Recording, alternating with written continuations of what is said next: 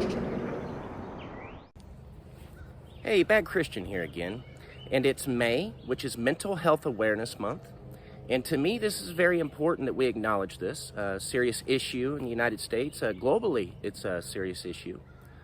And I want to start by saying this is my brother. Super nice guy. Great guy. We've had a lot of really great times together. We've had our issues, but he's not with us no more. About a little over 3 years ago, he took his own life. And the reason that I'm making this video is because there was a lot going on back then that me as a brother that I didn't know about. And I want to share this information with y'all because you might be the person in a situation that can help somebody else or prevent them from harming themselves or harming others, and you don't even realize it because you don't think that you're important to that person. Now, the issue that I had was me and my brother, I thought, were close. There was a spurt when we didn't talk for a while. We had a falling out, but we got over that, and we were talking quite regularly. And every time I talked to him, he just seemed like he was doing so well. He seemed so happy, and he seemed healthy, and he had all these great endeavors that he was working on. And he never, ever, ever alluded to me that he was in a state of anguish that he couldn't handle. Not one time did he ever allude that to me. And I'll never forget that phone call that I got that night.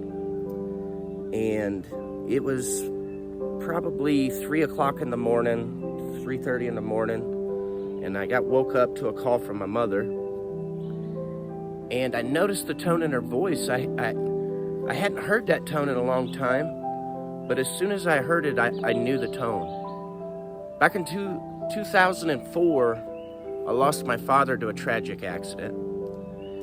And when she called me to tell me that, it was the exact same tone that she had with me that morning. And I knew that something was wrong. And I knew something was horribly wrong.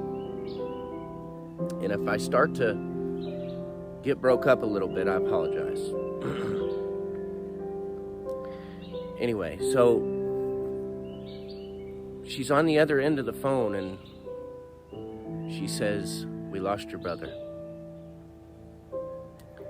And I just remember those words shaking me to my core. And of course I said, "Well, what do you mean we lost your brother?" And she proceeded to tell me that he had hung himself in his garage the evening before, and they found him and they tried, and officers said worked on him for 45 minutes and there was no bringing him back. And that was hard. That was hard for me because that was the second major tragedy that I'd been through in my life as far as losing somebody close to me. So, I live far away from where they live. I've moved away from my hometown, and I'm about 900 miles away from where I first started. So I make the trip up there. It takes a couple of weeks to get everything figured out. And we make the trip up there to go have the funeral, and I get to talking to everybody. And I say, he never alluded to me that he was ever even in any pain. And everybody seemed to be so surprised that I was talking like that. And for a minute I was confused. Actually, for months after that I was confused. It took me a minute to really bear down on what had happened. And all those people that were close to him physically, but not emotionally, he had been yelling out to. He had been crying for help. He had been making threats of suicide. I guess he had done it on Facebook a couple of times. He had mentioned things to other people. There were times when he would talk like that to other people. And they were, in essence, not really surprised that it happened. And that surprised me. And a lot of them were just trying to comfort me into understanding that, he was in a lot of pain, and that was the only way that he knew how to get out of it, And there was a part of me that felt some comfort in that, I guess. That even if I could have partook in that, possibly I couldn't have taken that pain away from him. But later on, I rejected to believe that I couldn't have prevented it altogether. Recently, within the last month, I had another family member through marriage that was going through a divorce, and it's kind of a crappy deal he's going through. I get it, but he ended up suicide, and he ended up posting things and saying things and sending messages, and nobody was doing anything. And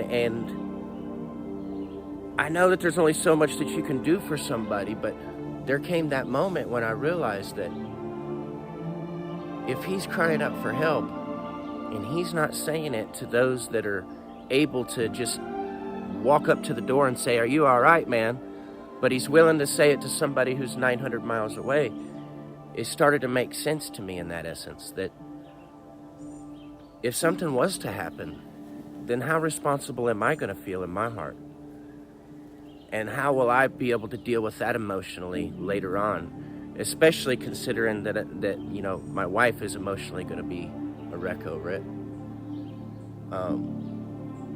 So we ended up doing something about it, and we ended up getting him some help, and we sent some people over to the house. And of course, if we were right there, I would have went there and done that personally, but I couldn't do that. We're 900 miles away, and there was some anger initially from that family member, because we had turned him in, He seems to be doing a lot better now, just in case anybody's wondering. But there was that moment, when we were the option. If somebody's making threats to their well-being or somebody else's well-being, there comes a certain point when that becomes enough evidence to do what you need to do to get that person help. And some people will divulge that evidence to some people, but not other people. Not everybody out there who might actually be serious about attempting something like that is going to actually say it to somebody who will actually do something. So I just want to encourage everybody to really think about, if you're somebody who's getting communication from somebody who's maybe semi-close to you, maybe not your best friend, but just maybe somebody who's offset, and there's something that you can possibly do to get that person some help, or you can be a supporting factor to that person, please do that, because none of us need to lose loved ones to mental health issues. Mental health issues are serious. And they're not just serious to other people, but they're serious to us, ourselves too. Because you can not only be dangerous to yourself, but you can be dangerous to others.